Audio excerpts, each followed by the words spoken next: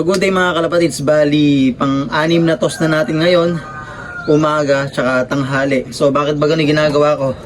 So ganun ginagawa ko mga kalapatids dahil late na naman ako sa training. Malayo-layo na yung club training namin, papasok na yata ng 70 kilometers. So naghahabol ako mga kalapatids. Huhugot nga lang tayo ng panglaro dito sa ating mga pang NDR. So JPRC ito. So North Trace pa ito mga kalapatids. So humugot na ako mga kalapatids ng tatlo pang laro nga natin. So tingnan natin kung makakahabol tayo. Kung hindi man makahabol sa dalawang club, andyan pa naman yung JPRC talaga, yung sa magsa-summer race yun kasi hindi pa tapos yung South Race nila. So tingnan natin kung aabot tayo mga kalapatids. Kuha tayo mga kalapatids ng tatlo. Yan.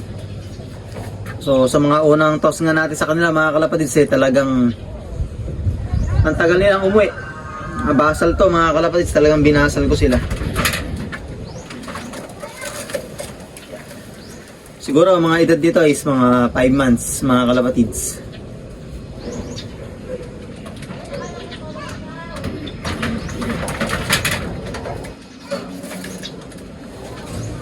Tatlo lang mga kalapatids yung balak nga nating sakali. Sana kung umabot,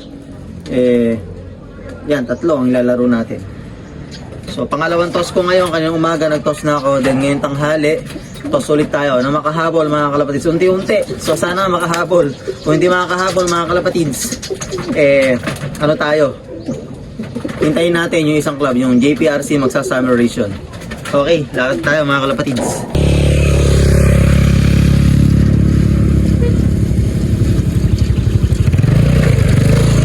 Hindi na sa area mga kalapatids.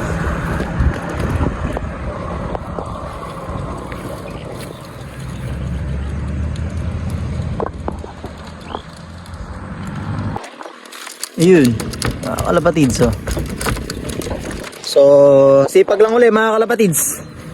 Magtuloy-tuloy yung ating mga pangarap dito sa pigeon racing mga kalapatids. Yan, ganda ng pawalaan natin dito. So, mukhang hindi na mauulan mga kalapatids. Ayan.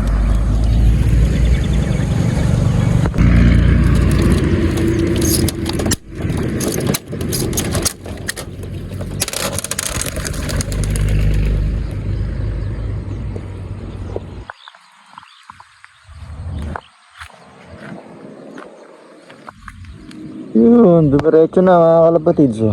Let's go! Uwi na rin tayo mga kalapatids. Sheesh!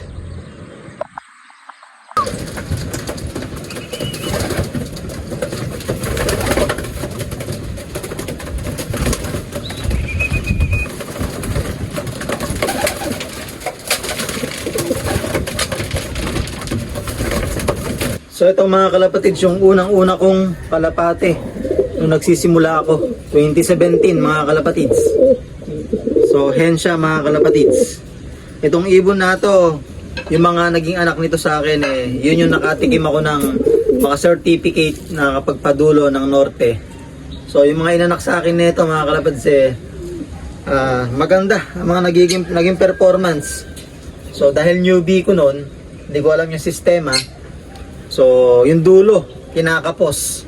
So, bali yung naging anak nga nito, si Reka, mga kalapatids 4 times Santa Ana.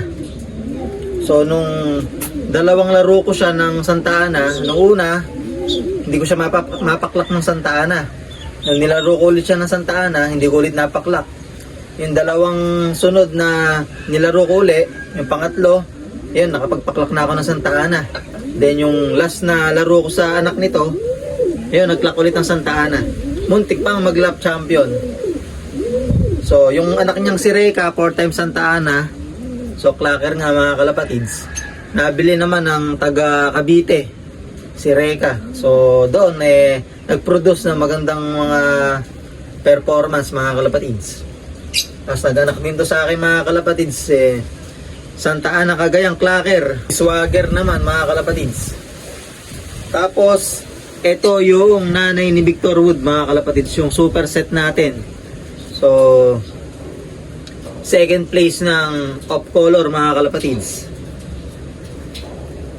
Yan mga kalapatids. Ito ang pinaka matanda kong ibon dito sa loob ko mga kalapatids. Tingnan nyo yung ilong niya. Halos sa sargo na. Baga may parang ano na siya. Tawag dito. Yung kalyo. Yan. So hen. Ito ang ibon na to mga kalapatids isa-isa na lang yung napipisa sa itlog. Dahil may edad na nga mga kalapatids. Buti nasa akin pa. Ayan o. So gagamitin natin to. Baka yung anak niya mapunta ulit sa akin. So i-inbreed ko. Sa ganun kahit na hindi na siya magsimilya, meron pa rin tayong lahi nito mga kalapatids. So gagamitin ko na to mga kalapatids. So alam naman na natin kahit pa paano yung sistema. Subukan natin to ulit tong bloodline na to mga kalapatids. Ayan. Siyang imported mga kalapatids. Ano? Ayan mga kalapatids.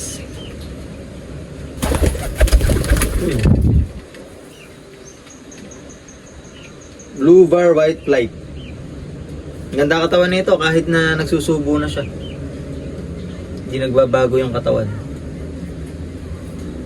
So dito ko na siya ilalagay mga kalapatids. Maparisan na rin. Kumbaga kukondisyon natin. Nakakalipad-lipad kasi sila dito, nakapagpainit, napapaliguan ko. Kaya napakaganda dito mga kalapatids. Nailagay siya. Ito yung mga pang-south natin. Kumakain na rin yung kabila. Nakompleto nga mga kalapatids. Magagana ng kumain.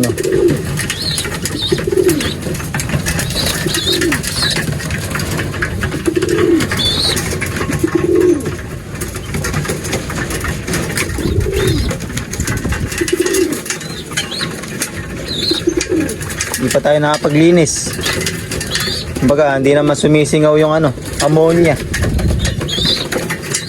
Kaya okay lang, hindi muna tayo makapaglinis. Pero nililinis ko yan. Mamayang gabi, makapaglinis mga kalapatids.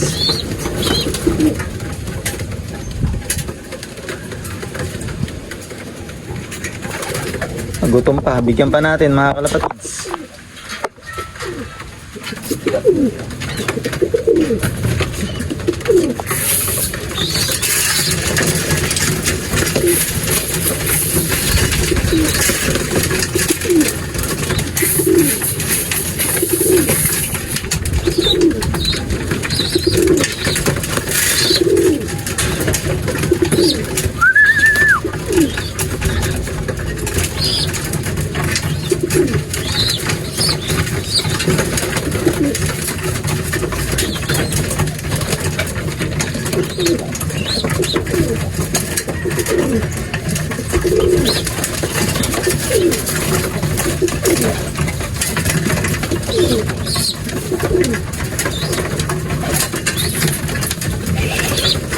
Ito ang patukaan natin mga kalapatids, ginawa ko lang. Ayan. So, nakuha ko lang to sa bahay. Sa bahay namin sa Saragossa. Pinagtabasan sa may sa balangkas ng bubong.